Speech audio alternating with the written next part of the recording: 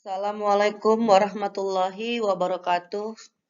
Apa kabar anak-anak ibu? Harapan ibu kita selalu dalam keadaan sehat dan dapat melaksanakan aktivitas sehari-hari dengan baik.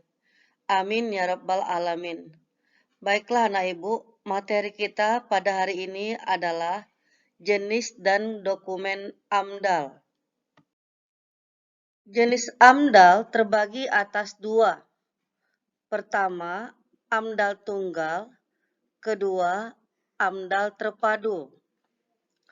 Anak-anak ibu, yang dimaksud dengan AMDAL tunggal adalah satu jenis usaha atau kegiatan yang kewenangan dan pembinaannya hanya berada di satu instansi yang membidangi usaha tersebut.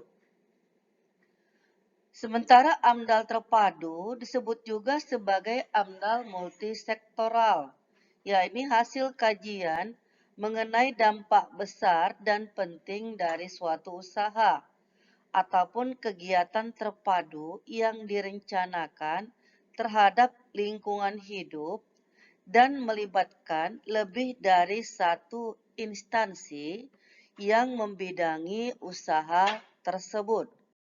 Baiklah anak ibu, kita lanjutkan dengan jenis-jenis dokumen AMDAL.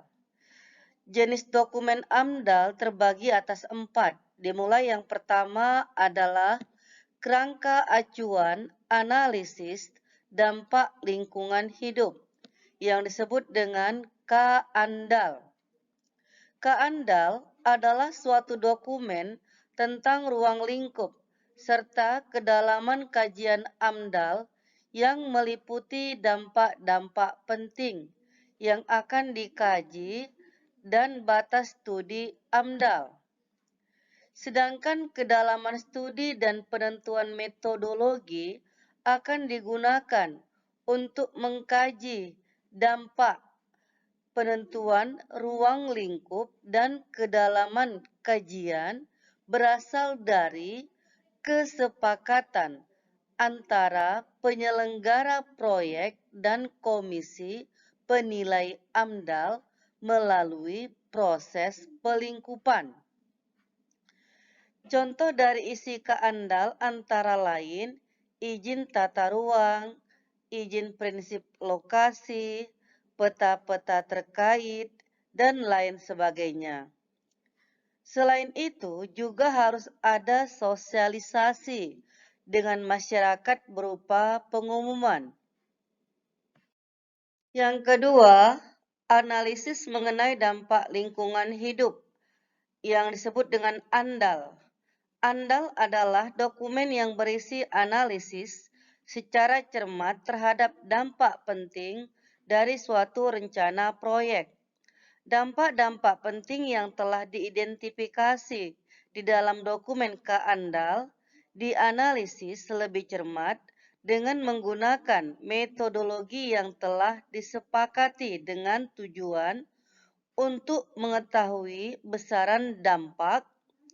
Selanjutnya dilakukan penentuan sifat penting dampak dengan cara membandingkan besaran dampak terhadap kriteria dampak penting yang telah ditetapkan dari pihak berwenang.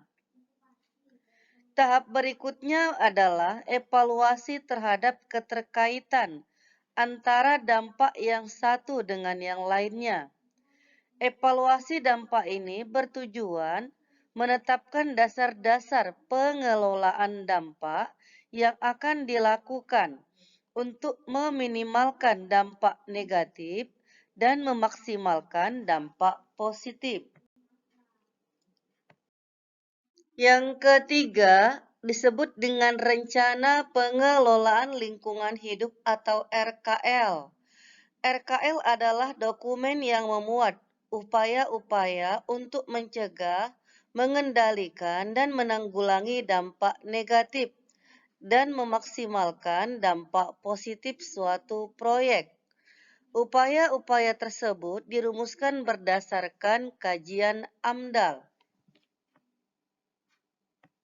Dan dokumen yang keempat anak ibu adalah Rencana Pemantauan Lingkungan Hidup, disebut dengan RPL. RPL adalah dokumen yang memuat upaya pemantauan untuk melihat perubahan lingkungan yang disebabkan oleh dampak-dampak dari rencana proyek.